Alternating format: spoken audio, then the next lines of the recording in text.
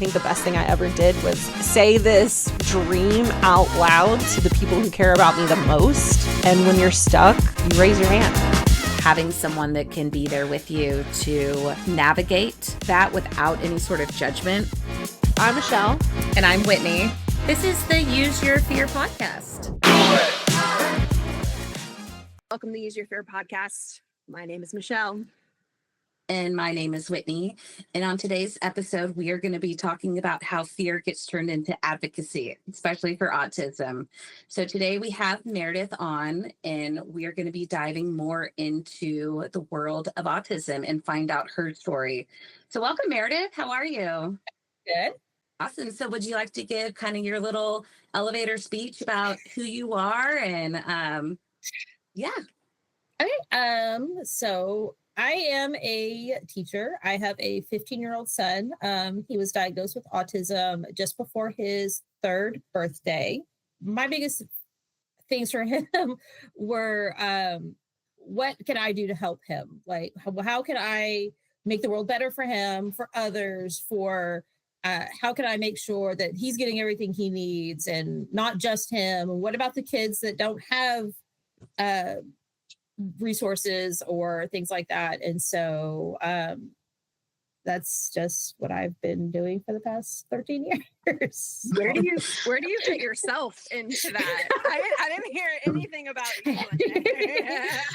So my goal is to make him independent so I can have time for myself one day. No, So Meredith, I'm sorry. No, go ahead. Meredith and I have worked together. We volunteered together at Autism Speaks before.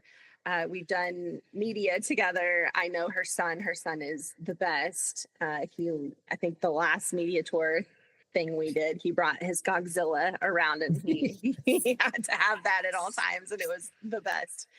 And I just really love working hip to hip with Meredith on every, from media to the events that we do in the community. And she's always that bright smile every time that I go to an Autism Speaks event or meeting. So excited to have you on today, Meredith. Meredith, what was it like, almost like before Alex's diagnosis? Had you ever heard of autism before? Like, to run us through that journey. I had not really heard much of autism. The only thing I knew of autism was basically Rain Man. Alex was a little speech delayed, but physically he was fine. He was hitting all his milestones. He was a huge baby. He was 10 pounds when he was born. He was wearing 18 months clothes when he was 9 months old. He was a big rough and tumble baby. At about a year, he started to kind of plateau on development, and the pediatrician said, and we all thought at the time, oh, he's just plateauing. Their babies do this, they get to a point, then everybody else kind of catches up. This is when they start to level out. It's like, okay, good, that's fine. He's gigantic. Maybe I can carry him around for a little while longer. And then as things started to progress, so the speech was never really there. He would babble, but he wasn't speaking. He wasn't saying words. And like, he wouldn't even say like mom or dad. It would just be like, ma. Like, it would just be the first consonants. And then, so I knew he was speech delayed. So we took him into the school district for testing. And I just thought we were going to go in, get some speech testing done, do some speech therapy, catch him up. He'd be great. I walk in, they're doing the tests, and one of the diagnosticians looks at me and she goes, he has autism, right? And I was like, no, I don't know. Like, what do you mean? Like, he's not autistic. He's verbal. Like, he does make sounds. All I knew was like Rain Man nonverbal. Like, I don't understand. And she's like, no, he's like, well, we'll give you the paperwork when we're done, but you need to think about that. And I walked out of this meeting with no information, just this diagnostician going, he has autism, right? And I'm just like, okay, where do I go? Like, what do I do? And so that was the start of our journey. And it was wow, scary. I'm shocked. Like, now they legally they can't until everybody has made their group decision. They can't give me the paperwork. They can't give me the information. I think she was like asking me, hey, right? Like, are you getting something done about this? I don't think she knew. I didn't know at the time. So Okay. it was a lot. There's so many kind of similarities early on between my son and yours. So my son, he was born a month early at 7 pounds. And they're like, if he would have gone full term, he would have been 10, would have been a big baby too. Speech delayed. We got him into speech therapy through the school system at 3. That was a really hard process for us. And I don't know if it was just our school district, but I had to fight and push to get things rolling. It took almost a year to get him even in to be evaluated for speech therapy, because everyone would be like, he just speaks gibberish. And like, I think I was probably the only person that could understand him. So just in that aspect, what was your journey like, just trying to even get in with the school district to find some answers? Luckily, I did not have that struggle with the district. I took him in because you can take them in 2 months before their 3rd birthday.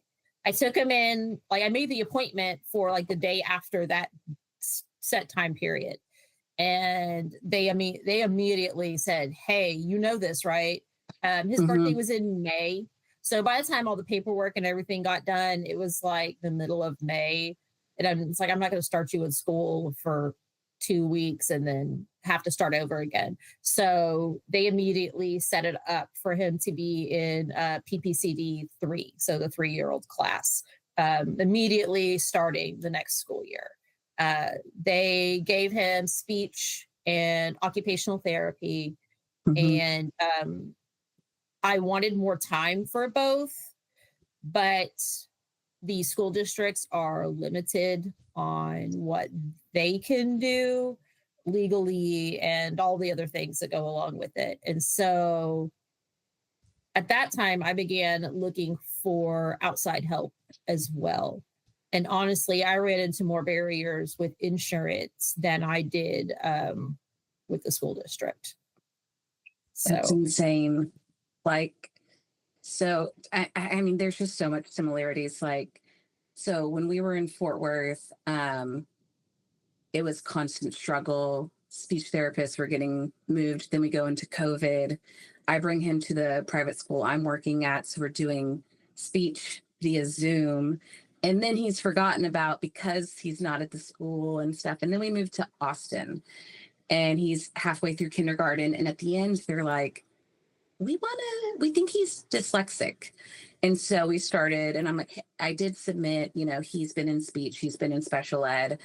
And they're like, oh my gosh, how did we miss this? Because we enrolled halfway through the year, and it's just snowballed into, he's dyslexic, he has dysgraphia, he's in Take Flight, which is reading intervention, he's got an occupational therapist, speech therapist, and then they wanted to get him testing for all the things. And I believe it was the end of last school year that we got an educational diagnosis for autism with him.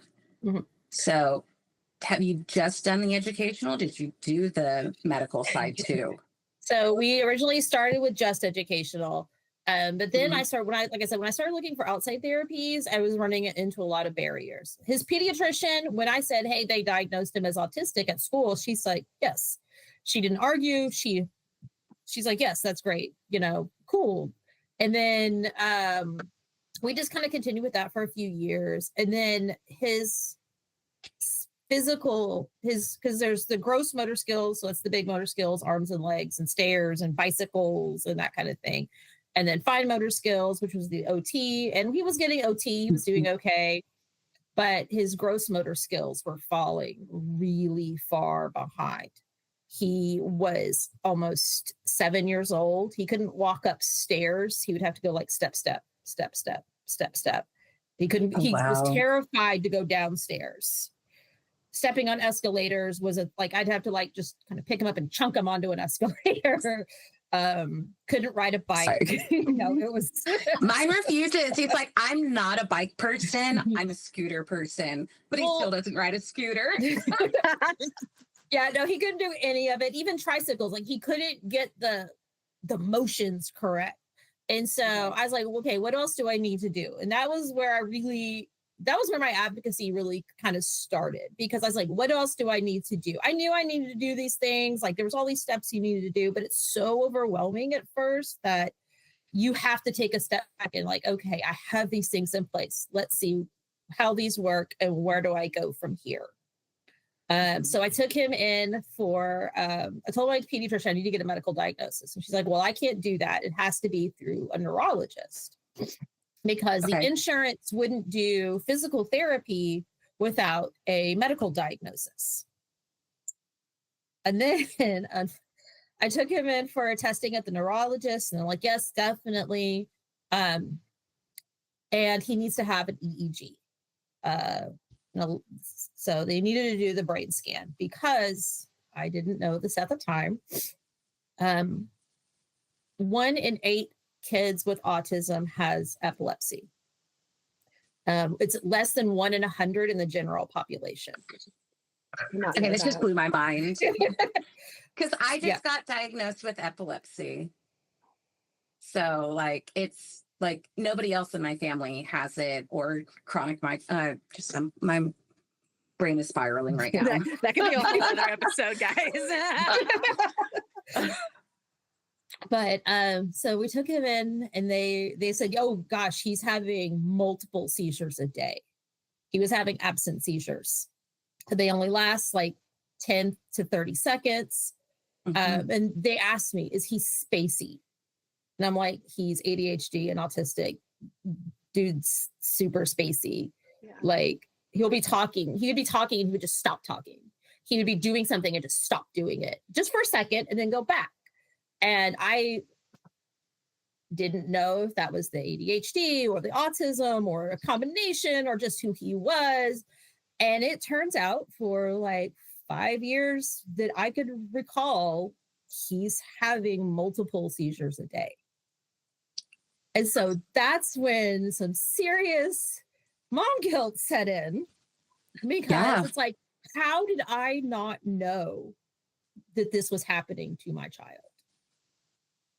And if I'd gotten the medical diagnosis earlier, would I have found out about this earlier? Would these physical symptoms have been as severe? Would these other symptoms have been as severe as they got if I had done this? What if I did this? What if, and at that point, like I kind of spiraled for a little while, because it's like, how did I miss this?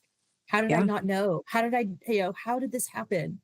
But it's sad to say that because of the epilepsy diagnosis, we were able to get him a lot more help, because at that point, like immediately insurance approved physical therapy, we were going to 6 hours of therapy a week.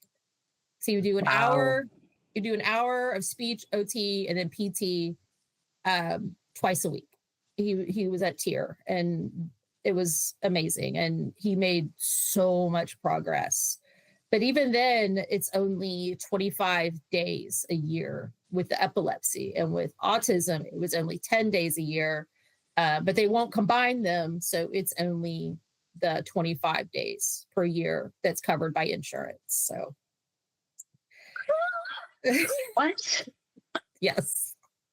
That's why we had to put all 3 in one day, because it's per day. And that's one thing you learn about the system, is how to go around that. Like, it's like, okay, can I get something else, some other weird therapy squeezed into today too? Because it's per day. How much can I do in one day? How exhausting. Yeah. That's insane. Oh, there was a lot of bribery going on, a lot of food. I could see you like, let me slide this money. Which drive-through are we going today, son? Can I bring you a cake? Yeah. That is insane. Oh, so many Legos. I can't even tell you how many Legos. I mean, One thing I sorry. wanted to say, no, sorry. One thing I wanted to say when you were talking about him going through seizures and not knowing, being myself just recently diagnosed unofficially epileptic. So it's not really on my medical, but they're like, it is. I have frontal lobe seizures where I stay aware the whole time. And I didn't know I was having seizures. I was like, why am I dizzy?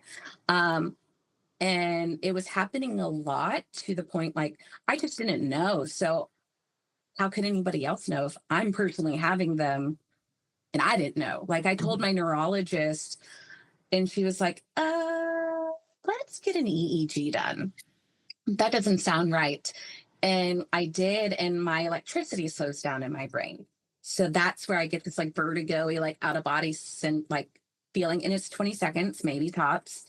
And now I'm on medication. I don't really have it anymore. But I would never have known that that's what it was if I didn't just bring it up to my doctor. I would have just been like, I get lightheaded.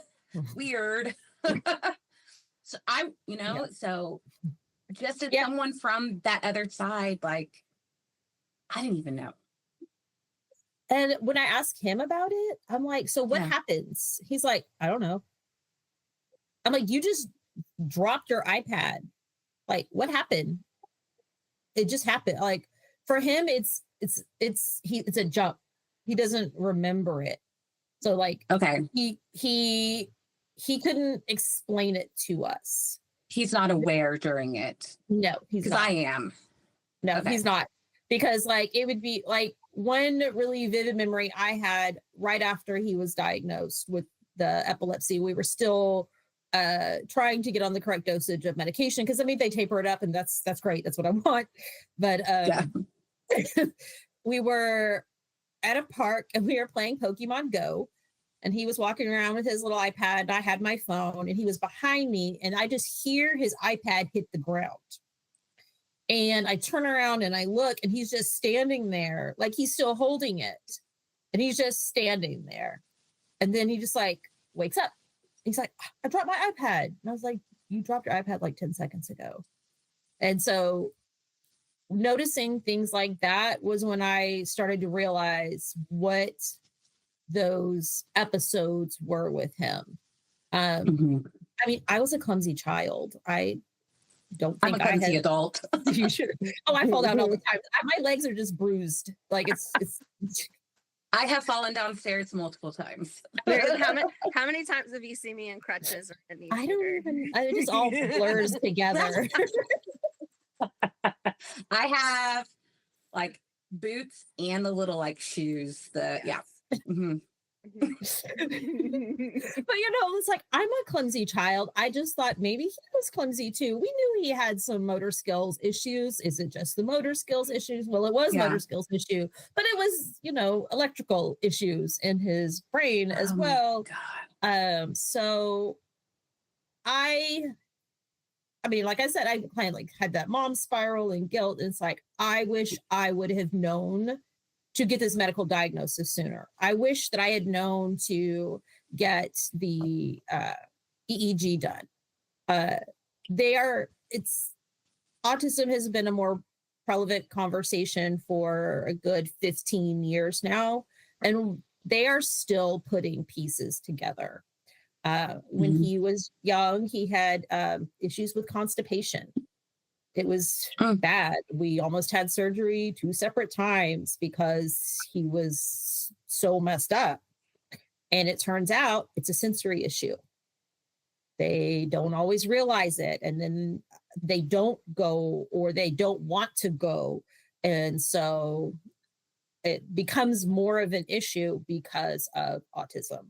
And also it has something to do with gut health because they are many kids with autism or people with autism are very particular about their foods and will only eat certain foods or eat the same 3 foods for most of their That's my son's friends, like his friends that are autistic or have the what is the eating where you are specific on textures? Yeah, both of them have that. He has the avoidance. I can't remember. There's so many Sensory words. avoidant. Oh, yeah, whatever that is. Yeah, that thing. But he definitely has issues with that too. Like, there's only certain brands of ketchup he will eat. Listen, if you put Polynesian sauce on it, he will eat it. So it's a struggle sometimes, but it all goes together too. Because like, I know he doesn't get enough fiber, but he's not going to eat the things with fiber in it. So it's doing the best. What battle do we pick today? Yeah, I just want to come to an Autism Speaks thing with you and learn more, just because GI issues, that's been him too. I've had a lot lately, the eating particular, not really. He's like, I love sushi and soup dumplings. And I'm like, it's because you're a chef's kid, maybe. I don't know. But man, that's just I feel like I'm learning so much just in this short conversation we've had so far. Yeah, and that's the thing too, is so many people just don't know. Yeah. And it's you don't know, where do you go to get the information? There are so many there's so many organizations. There are so many organizations out there. And as a whole, a lot of them are starting to do a lot better job of sharing information and not oh, this is ours, this is mine. And my advice would be, find a credible one that you like and work with them. All of them have hotlines and helplines, and use those resources because now, when Alex was first diagnosed, I was in school for biology. I wanted to be I wanted to do research and do all these things. I wasn't able to do that because I could no longer do brick and mortar, and biology is a lot of labs. And I just wasn't able to do that anymore. But I knew how to do proper medical research. Mommy blogs are great sometimes for advice, but also they can be, take it with a grain of salt. Yeah, very divisive. They can have information that is not correct or part of the information on there. And so I turned to I did my research, and I turned to what were credible resources, journal reviews, and and I know that that's not everybody's thing, but if you go to these more prominent organizations, that's what they use. And I'm going to stop interrupting you. I'm sorry. I know I can't stop this. This is Michelle with No, that's great. I love it, because that's part of what it is. It's getting the information out there, because it's weird because maybe girls mask so much differently than boys. Yes. And everything. And everything. Because looking back now, I know as an adult I am ADHD, but as a child I was still definitely ADHD. It hasn't changed. That much of me hasn't changed. But my brother got diagnosed, and my brother got medication, and they did the stuff for him, but I was fine. She was fine. She's a girl. She's good. You said earlier that when your son was going through therapy, that he could only do 25 days. And that really struck me, because I want this to relate to everybody here, right? And if you think about it, this is a very lame comparison, but I'm gonna compare it anyway. I have a vitamin D deficiency. That's like saying, oh, you can only take vitamin D 25 days a year, period. Better take it during the winter and sit outside during the summer. But and that's all therapy. He definitely has anxiety, which is extremely common in autism.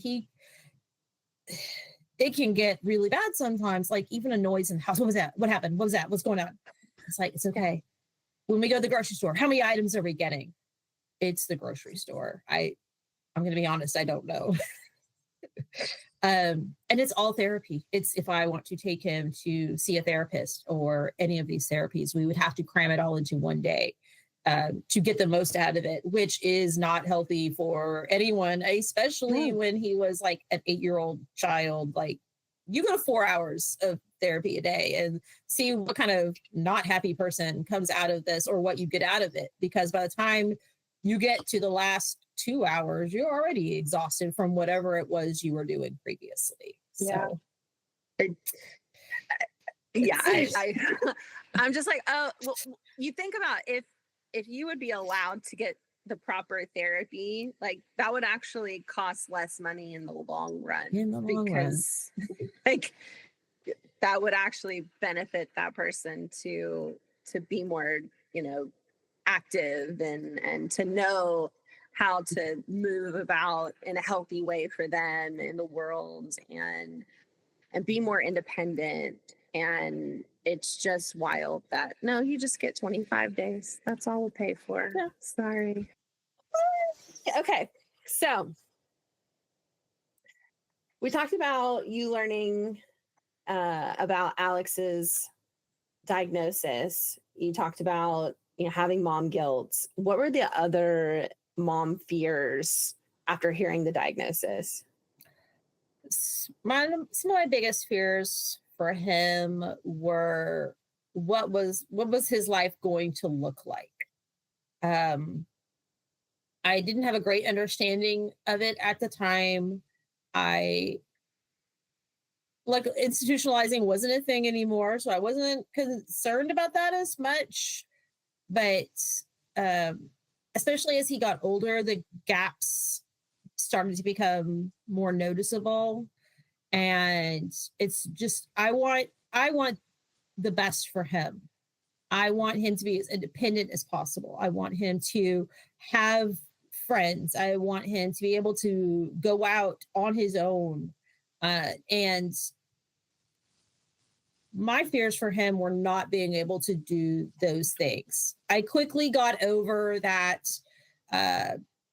typical kid thing. He wasn't going to be, the poster boy, the typical kid that a lot of parents idealize and want their child to be. And there's nothing wrong with that. He's going to be his own person, and that's cool. We're all different, and he does his own thing, and he has a great time doing it. Alex has never let it hold him back. And so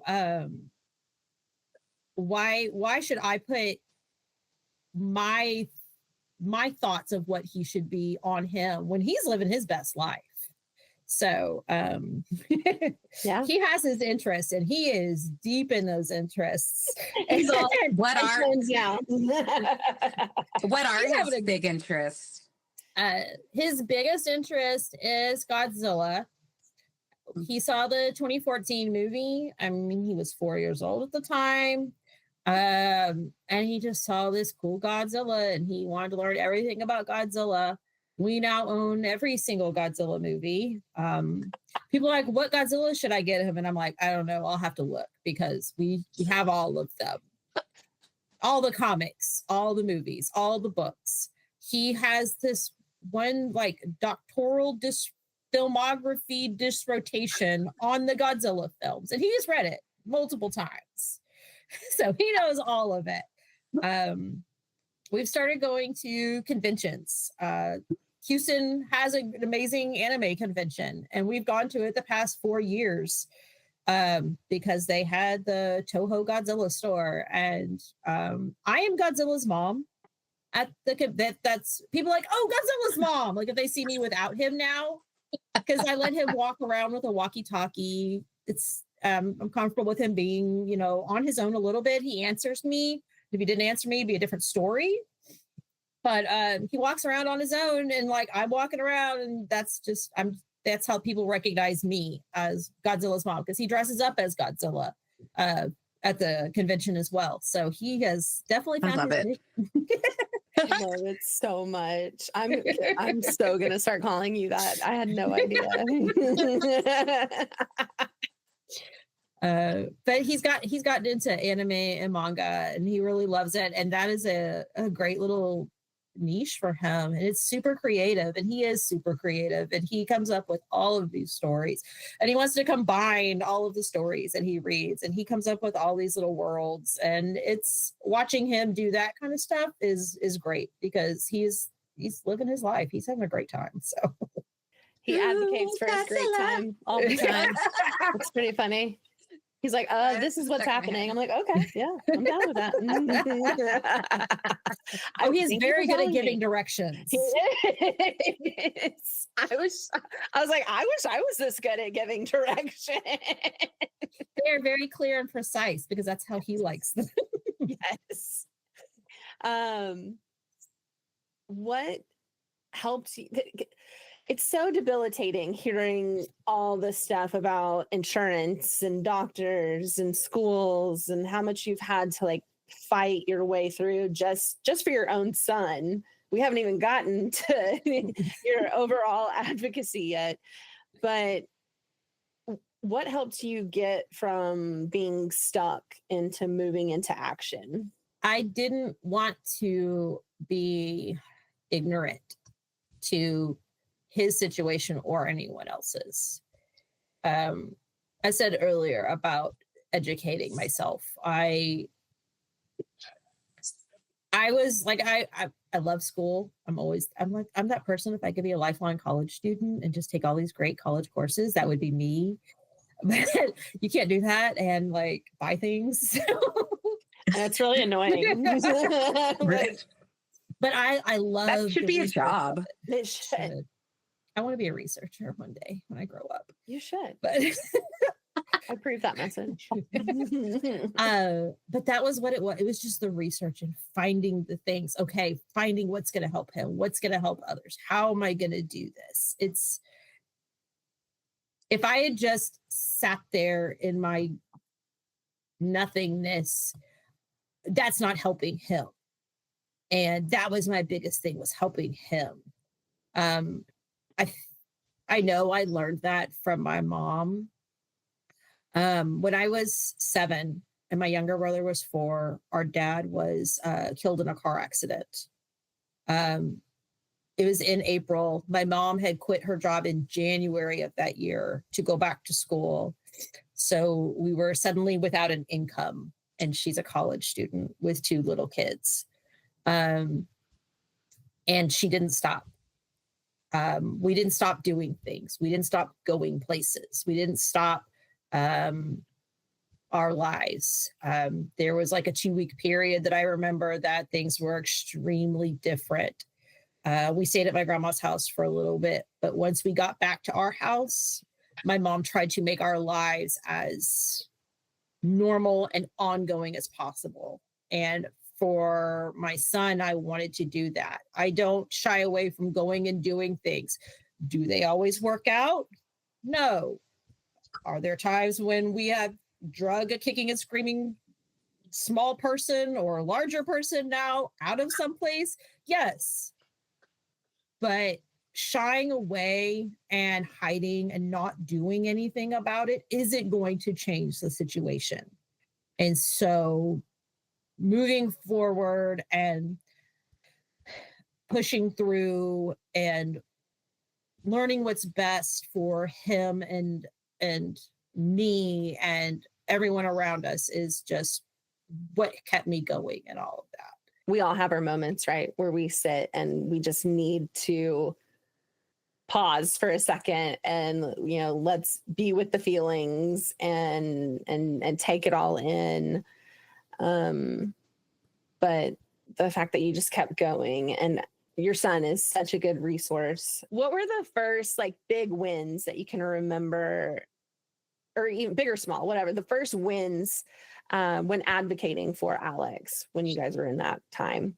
In the beginning, honestly, there didn't seem like a lot of wins. Yeah. The first 3-4 years was hard because we were very much struggling with that, the diagnosis and what therapies you could and couldn't have.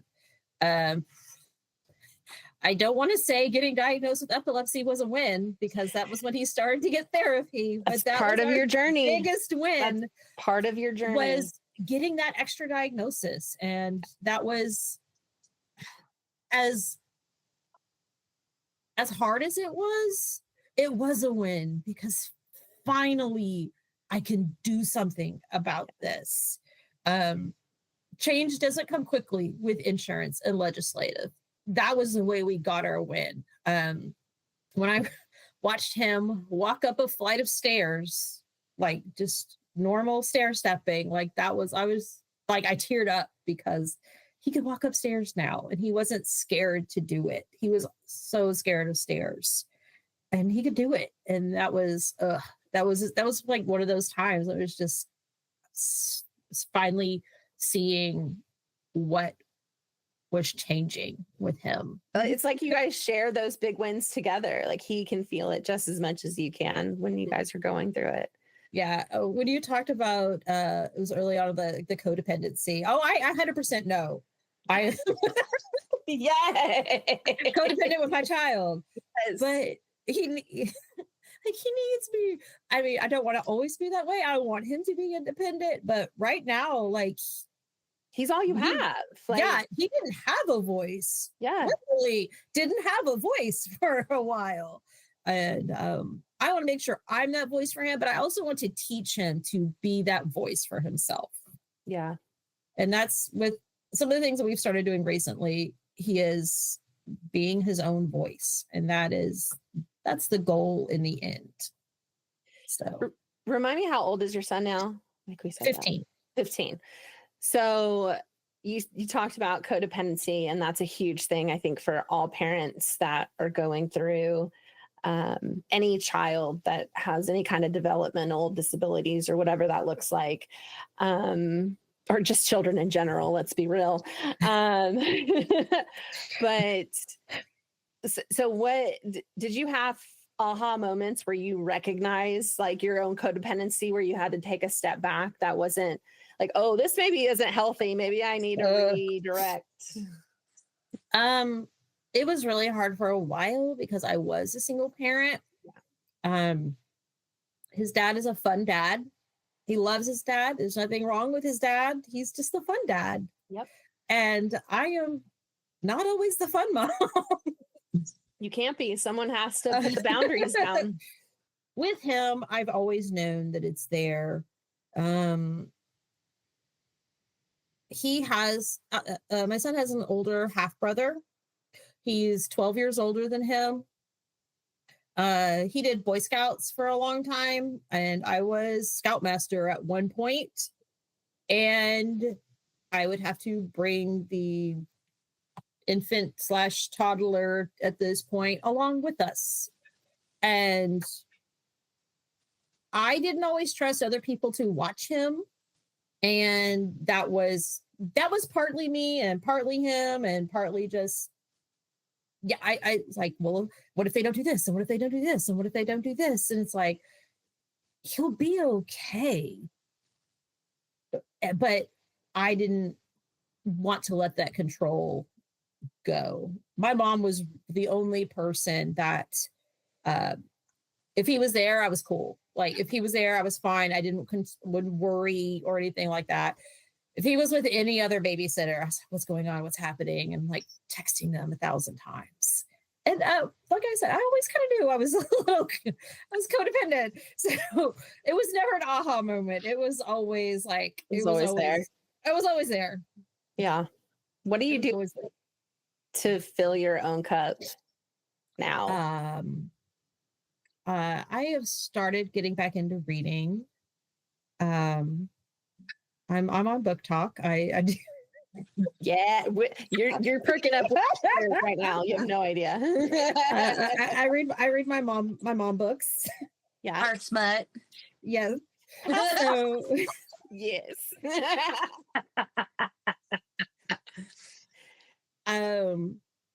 Because I mean, I love my volunteering that I do, but that is for him as well. That is not like I enjoy it and I do get gratification out of it, but that is not just for me.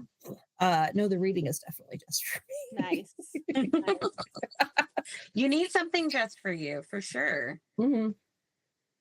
You do, But- for sure. Have you hit like burnout moments? Can you talk about that at all? It's weird the way it hits you. Like you're going just fine, everything's great. One little bitty thing happens, you take out that one little bitty block, and then the whole thing just crumbles down.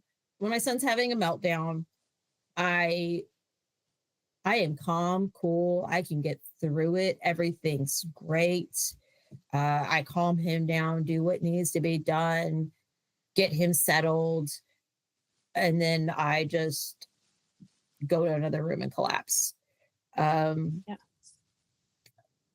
When I compare or see the differences between Alex and peers his age, that is one of the rougher times. I really try. He is his own person. We shouldn't compare ourselves or him or anyone else to each other, but we still do it. I mean, we all do it. And seeing those gaps or knowing he wants to do something and he might not be able to do it. He wants to be a vet. That is his dream. He's not good at testing. It's not, he can't sit down that long and focus that long to do those things. And so that might not be something he is able to do one day because of the limitations from his disability. And it sucks for him. And it's moments like that it's just, and then, or just something small. He does something that a 15-year-old boy normally wouldn't do, but it is something that he does. And it's just moments like that I just, and it, sometimes I just brush them off and it's fine. And then sometimes it's just, it's too much. Yeah. It just builds up and then the tidal wave hits and I can't stop thinking about the differences. And I know I shouldn't, and I still do. And you cry it out. And my poor current husband's like, what do you need? And I'm like, I don't know. It's like, I have a water and some tissues. Pint of ice cream. I know I shouldn't do it. And I compare him. And that's when I have the biggest breakdowns because we all want what's best for our kids. I never saw my life like this. And it's not that it's bad, but this just wasn't what I pictured. Yeah. And so when it's not that idealized thing that you had in your brain for 20 years, the reality of it hits. And sometimes it's just, it gets you. Yeah. No, I love him. I love my life. Yes. But yeah, it's that idealized life that really nobody has. We're all keeping up with the Joneses, but I don't know where they are. So I think that like, because I've had a lot of discussions with parents being, volunteering at Autism Speaks and hearing their stories of, we all, when we were growing up, you imagine your wedding, you imagine, having children, you imagine what your house looks like, playing catch in the yard and the dog barking and all the things, right? Because we were told like, oh, if you work hard enough, all of your dreams will come true. And so you get there and you're like, all right, this is my moment. Like, this is the time. And then I've had conversations with fathers who've been like, I thought I was going to be able to play catch with my son and I can't. And that's not his fault. I don't want that to come across at all. It's, I want to capture a parent's experience here. And that, sometimes I don't care. Like every single parent in the world can relate to, oh, I thought I was going to have this type of experience as a parent, and it's not what I thought it was. And so I think everybody can relate to that. But when you have, I even hate saying it, like you say children with, or a child with disabilities, I don't even like that. Like, it's not even that. Like, the world is more difficult for your son because we haven't done enough to learn about him and learn about how, everybody can thrive in this world and hit their full potential. We haven't. So I'm sorry, I just got on a soapbox, y'all. Jeez. I've been there. I'm here for it. Yeah. But I think, is that kind of switching gears to, you're now a full-flown advocate. Like, you are talking to lawmakers and doing the things. Like, now I'm fueled. Like, is that what fueled you as going and taking it another step further? And how do you balance it with, your life now? I want to find a way to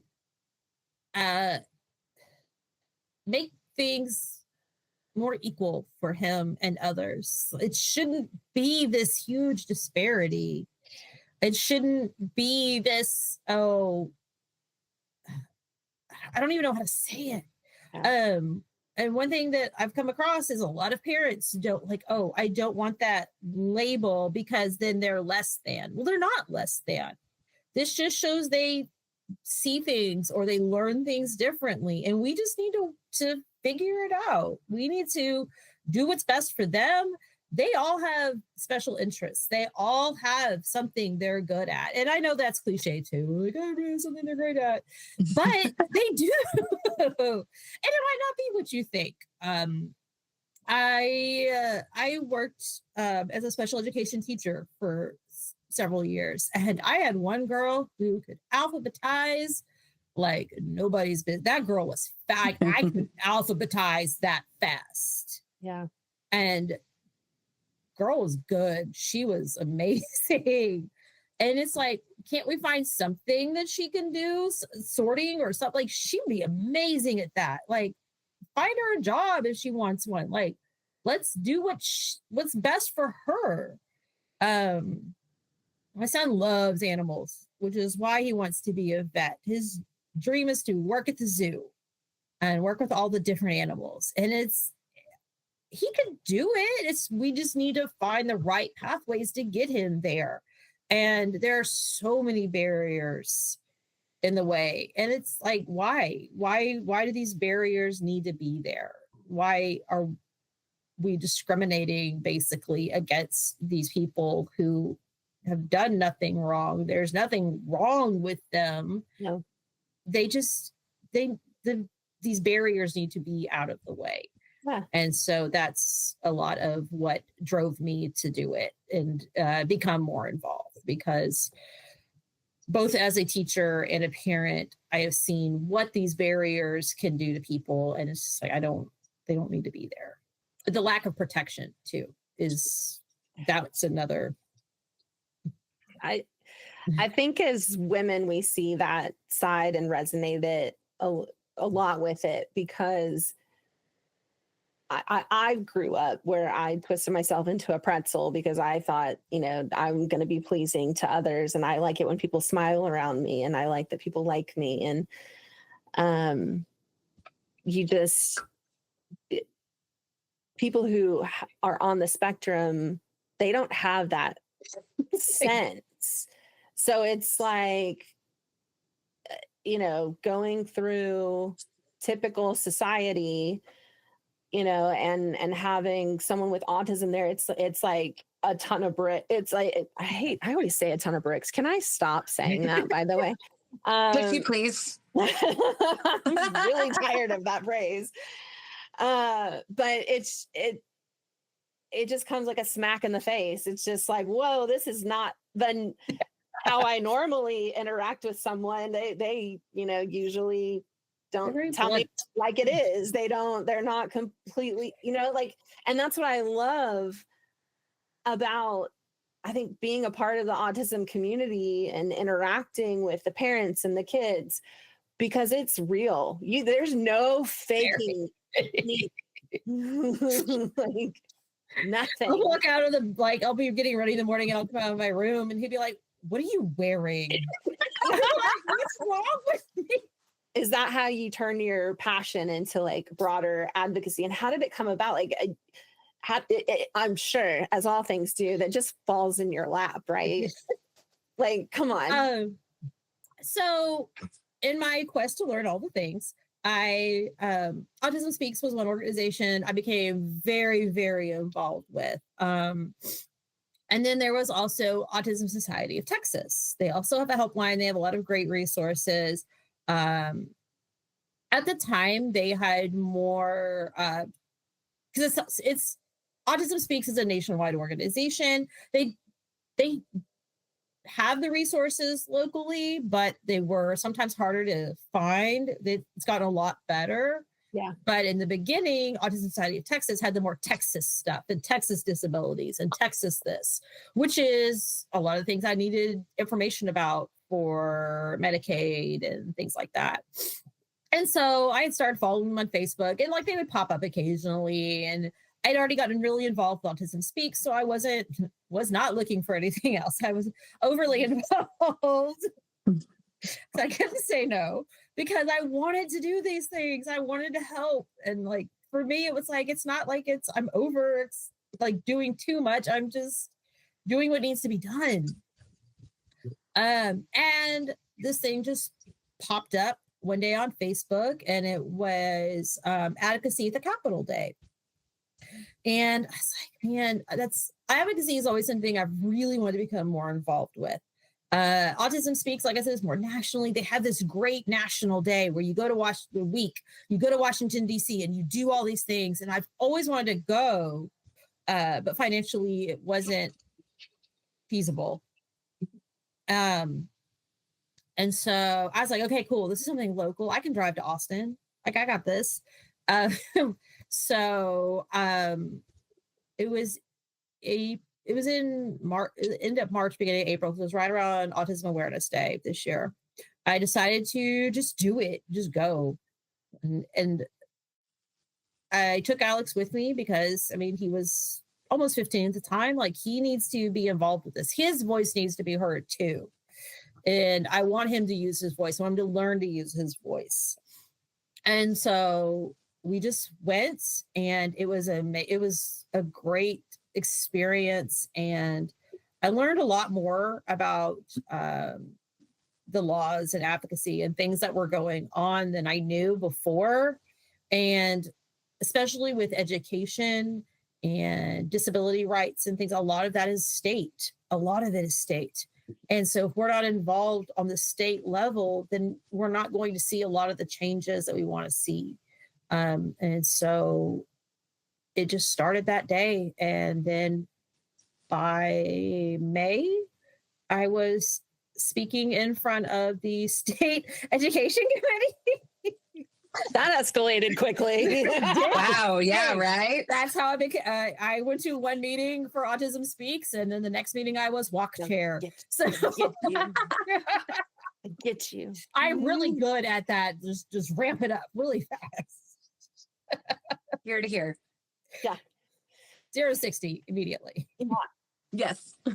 I love that you brought Alex with you, and I love that you wanted him to see an example of how to raise your own voice. I think that's incredibly important. I think, parents can go into protective mode and I'm going to do all the things and keep you in a safe bubble back here while I go out and fight all the fights. But he's right. I mean, we've done media together, and he's right there next to us, and I think that's incredibly important because they're the ones going through it, and they can explain it like nobody else. And I learned something new every single time I talk, to Alex, even like I learned something new that I didn't think of before. And so I think it's just incredibly important. So if someone wanted to become an advocate, what do you so there's an advocacy day. Is that what you're saying for Texas? Yes, Okay. for Texas. Okay. It's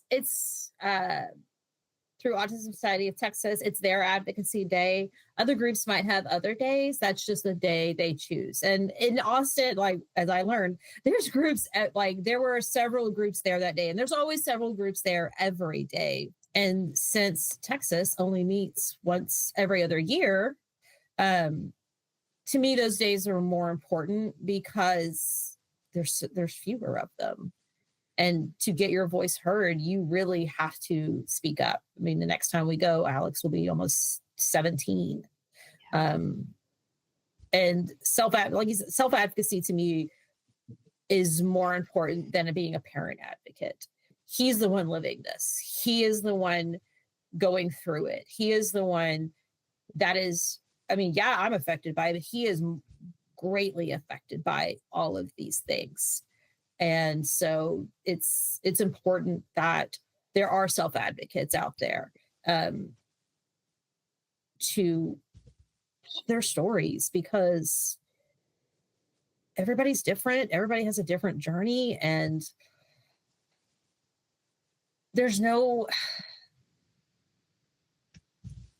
getting your story across, all the different stories across, or what's going to make a difference, make a change.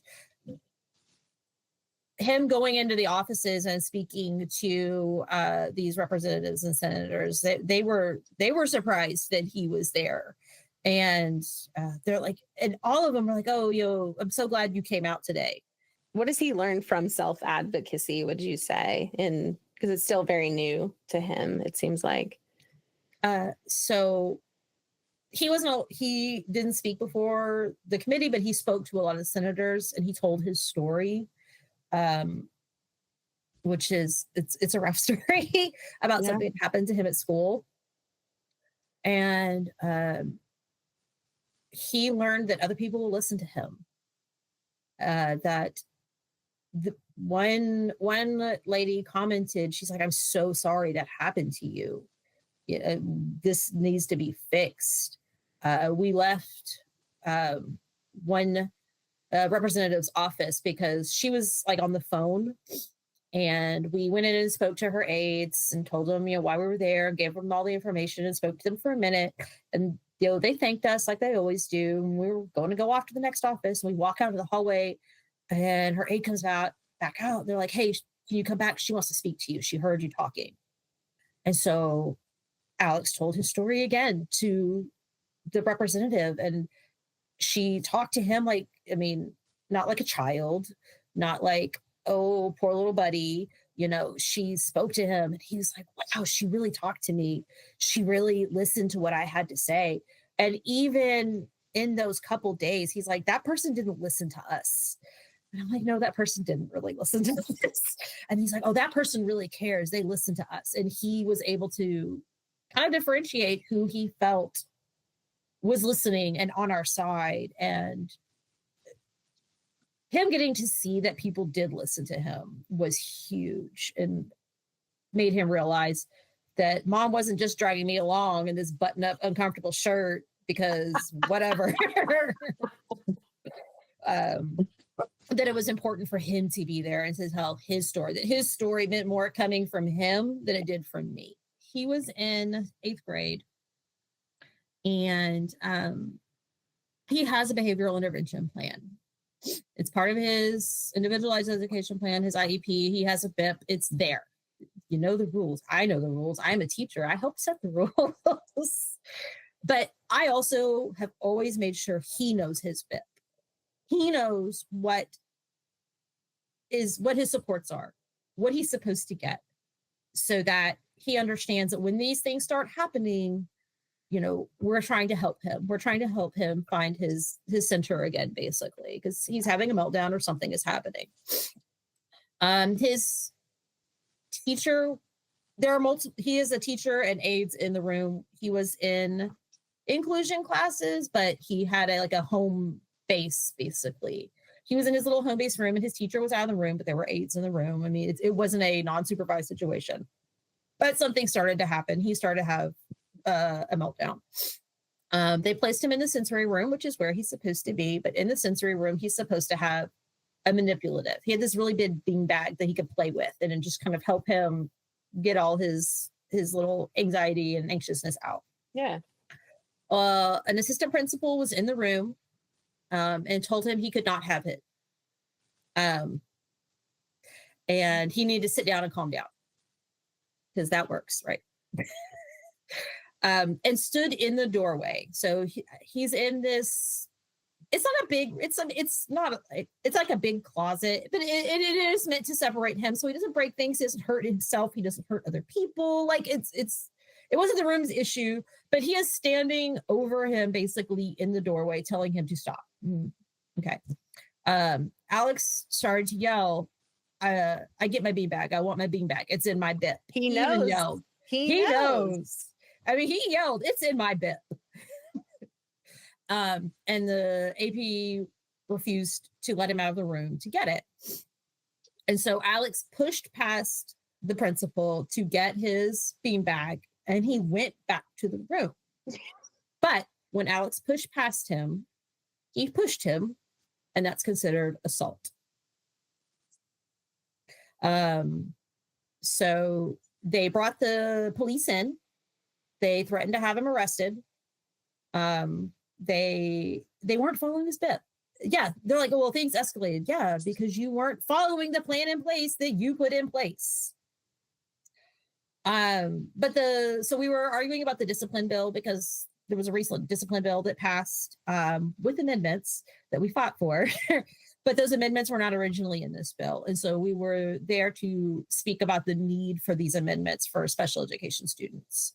But I mean, they threatened to arrest an 8th grader because he pushed past somebody who was not following the rules set in place by their school. I love that he's like, no, he pushed past, he's like, got what I need. I'm getting back in the room. He's like, this is how it's done, guys. Like, yeah. I mean, he knew what he was supposed to have. Yeah. This was 4 days before spring break of his 8th grade year, because I had to go pick him up from school that day. And then they suspended him out of school suspension for 3 days because that is the minimum for assaulting a educator. As an educator, I get that. But also as you were assaulted, pushed. My son is not a large person. He's not a strong person. He's in physical therapy for a reason. This person pushed past you because you weren't following what was already in place. It wasn't that he didn't have those protections. He had those protections, but you weren't following them, but he is still punished for you breaking the rules, basically. Like it was the whole situation. If I could have homeschooled him those last like 9 weeks of school, I would have, but I was not in that situation at the time. I knew he was moving schools. And so my goal at that point was just stay calm and get out. Have you guys had issues with that AP before? Not with the AP. We'd had some issues at the school, 6th, 7th, and 8th grade, because the district he was in, those 3 grades are together because all the districts are a little different. Mm-hmm. So 6th and 7th grade, he had a teacher that came from a different setting into being a teacher. And I did not agree with some of the things she was doing. We live in a affluent school district. It's very cookie cutter, very fit inside this box. Yeah. And Alex does not fit inside that box. You can take your box and chunk it because he doesn't fit in it at all. The district that I teach in it's not that it's less affluent, but it has more of a, we call it CTE, career and technical education focus. And that is 100% better for him. because they can find their own, not even a box. They can find their own little shape path. whatever their shape is. Yeah. It's Godzilla shaped in my house. So Okay. They can find their own Godzilla. I love it. he's taking like small animal classes and like these little classes that are going to prepare him for what he wants to do. And I love where he's at now. I mean, I'd work there, so I love it, but but it has been a lot better for him as well. And like I said, my students will rat on him if he does something, and they will also be like, "Miss, this person is messing with him, and we're going to take care of it." It's like, no, you don't take care of it. I got this. It's adorable to see. I feel like where he is now, it's not as much. It's in that affluent district. It was more of a competition. Yeah. And there, it's not as much of a competition, and it's a lot more open-minded, I guess, when it comes to kids with different abilities. It's almost like he has a community. Yeah. Oh, yeah. He's definitely found his little niche at that school. There's an anime club. He loves it. Yeah. What? We have an anime and a D&D club, and yeah. Yes. I want to go to this school. Where was this school when I was going? Oh my gosh. I love that he found his community. And I was thinking back also, you went to the last 9 weeks of school, you just keep your head down and you go. Was he afraid to go back to that school, or like, what was the repercussions of that? He was a little at first. He's like, I don't want to get in trouble again. I don't want to get sent. He loves school. He's told me he loves school. Yes. Missing those 3 days of school was devastating for him. He'll go to school when he doesn't feel good. If he tells me he's sick, there's something up. But he wasn't excited about going back. The first week or two, he's already very anxious, and it just made him more anxious. And I'm worried. I'm being anxious at work because I'm like, am I gonna get a phone call? Because it was just too much for him. He's like, I'm gonna do what they say. I'm not gonna do it. I'm like, buddy, that wasn't your fault. Like, it's not you. I'm not mad at you. This was not a you situation. Like, this is not, you need to, it's okay. He did just, I felt like he kept his head down and just got through it as well, because he didn't have any more issues that year. But he also wasn't as excited about going to school, which was sad because he loves school. He loves going and interacting with people. Even if it's just the social aspect. he likes going. He was labeled in that scenario as assaulting that person. But my mind keeps going back to not following protocol is literally assaulting him mentally in his mind. Yeah. They didn't care. And when I told my boss why I was like, hey, I have to go. Something happened at school. I didn't know the whole situation when I left my job that day. I was like, I got to go. My mom stayed home. My mom was also a teacher. She stayed home with him those 3 days for the suspension. But when I got back to my job, I told my boss what happened. He's like, do I need to go up there and talk to someone? Because he was like, what did you do? And I was like, I kept my cool because I didn't want to lose my mind on these people, because I wouldn't have a situation for my son for the next 9 weeks. Yeah. When I told my boss what happened, he was like in shock, and he's like, and they still suspended him. Like, I don't understand this situation. It's like, I don't either. But I also know fighting a school district on something like that is it. Maybe if he had been like charged or arrested or something, that would have been a very different situation. Right. They did threaten it, which scared him because there's always the stories out there of what happens with kids with autism and police. Yes. And so I've always tried to tell him, the police are there to help you. Well, this situation did not help that narrative at all. And like even my boss was just like, I can't believe this happened. Like, are you going to do anything? And it's like, I have 9 weeks left at this district. I'm not going to fight anything. It's not worth my sanity. It's not worth the arguing and the anxiety that's going to come with it to fight this at this point, because I already know I have an exit. It's already there. It's laid out.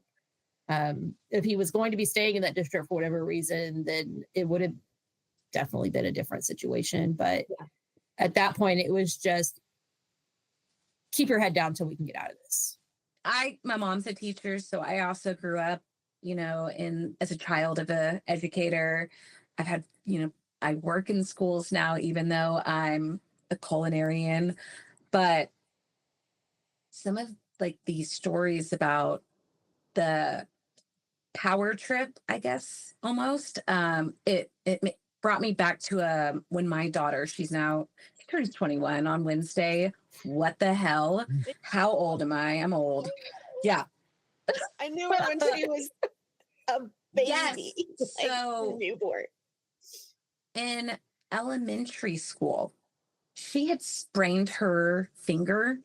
I have had so many sprained fingers in my entire life that it's like, I know what to do. You tape them together, or you get a splint, or you do this. Like, the doctors don't do things for a sprained finger. And so we did, I think I taped them together, or I got her, I don't remember which one I did. And she went to school and it was still hurting because obviously it's a sprain. It's a little swollen. Went to the nurse. The nurse took off what we did something completely different. And then told us that if we didn't take her to the emergency room to get checked out, she was going to call CPS on us. And I was like, I'm sorry, what? What about my daughter spraining a finger and me treating it the same way a doctor would? Makes you okay. It makes it okay for you to try to call CPS on us. Those are the moments that blow my fucking mind.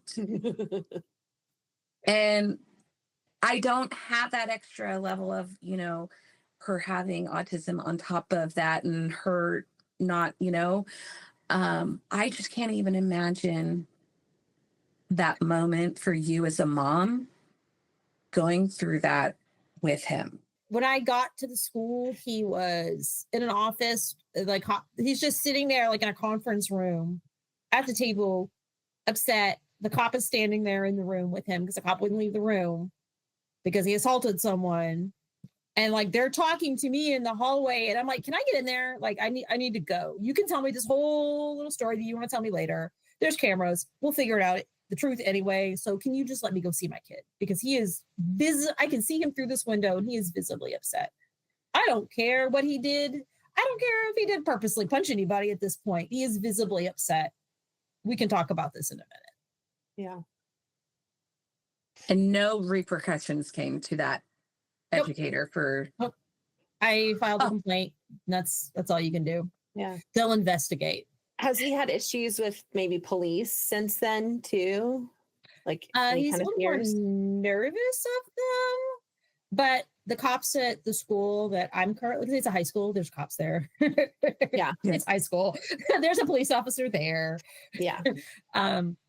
They're super nice guys. Good.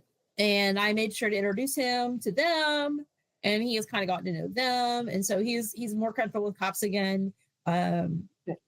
But especially he has the most interesting memory.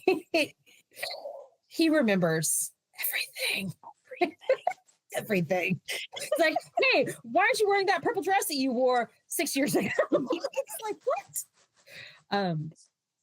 If we ever saw, he would recognize that police officer if he saw him again. Yeah. And it would probably, with the way he is, it would bring back everything.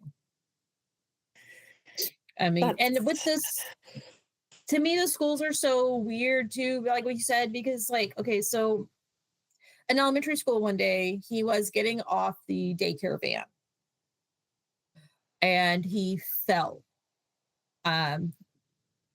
It was a seizure. I know it was a seizure. They're like, it was weird. He was just standing, and the next thing you know, he was lying on the ground.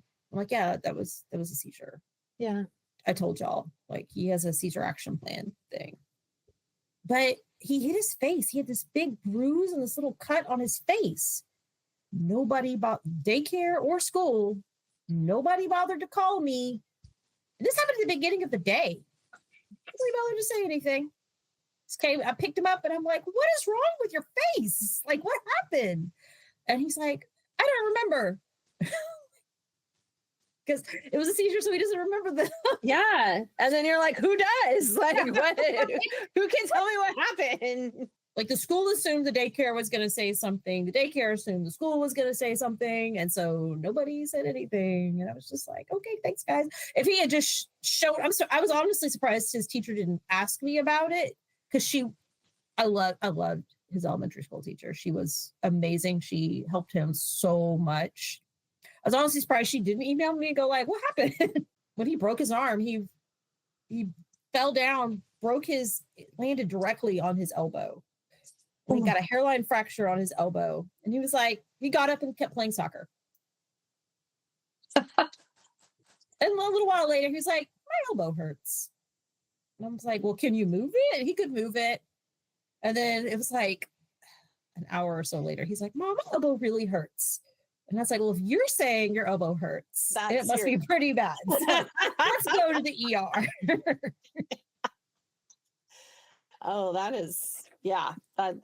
You don't even think about that because like kids with sensory issues, like they don't even know what they're feeling. They don't even know really what they're thinking. They don't have time to sit back and be like, okay, let me check in with myself. Like they're just honestly trying to pass in the day, you know? And yeah, that's wild. You mentioned that the previous school was very cookie cutter, and the school that you teach at and that he's at now is different. And the more you said something to the effect of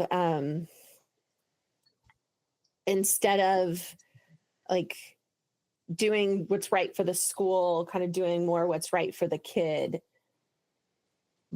But I had a thought immediately when you said that. It was when you do right by the kid, they actually exceed and do more for the school.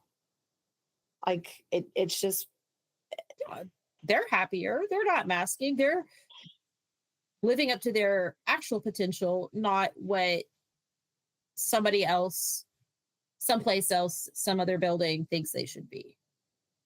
Yeah.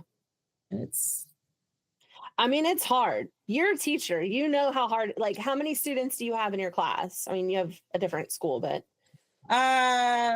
total I have, let's see, 6 classes, an average of about 20, 22-ish kids a class. So right. So I have 100.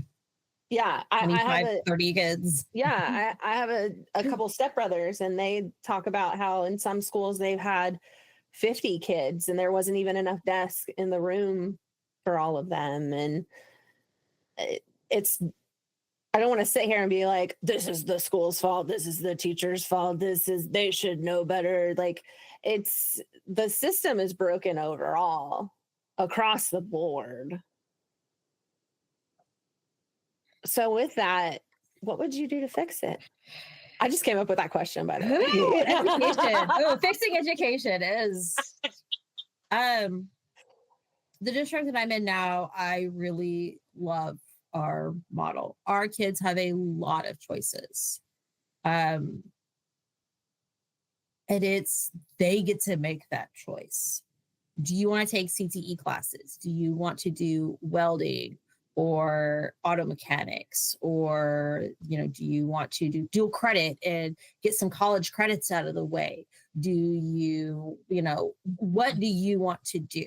Yeah, there are classes that everybody has to take. Sorry, kids, you're gonna take your core classes, and there's no getting out of algebra, guys. Sorry.